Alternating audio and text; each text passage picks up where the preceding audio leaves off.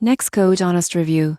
Pricing explained what you get for your money. Nextcloud is a self-hosted cloud storage and collaboration platform, but most people get this wrong. They think it's just another Dropbox or Google Drive. The surprising truth is that Nextcloud gives you full control over your data, letting you host files on your own server or through a trusted provider. Pricing varies depending on whether you self-host or use Nextcloud's enterprise plans. The personal plan is free if self-hosted, while enterprise subscriptions start at around $3 per user per month for hosted solutions. You won't believe the features included: file syncing, collaboration tools, end-to-end encryption, calendar and contact integration, and workflow automation. Most people get this wrong by assuming cloud solutions must be fully managed by third parties. Nextcloud combines security, flexibility, and cost efficiency, especially for businesses that need compliance and control over sensitive data. In conclusion, Nextcloud pricing reflects the choice between self-hosted freedom and managed convenience.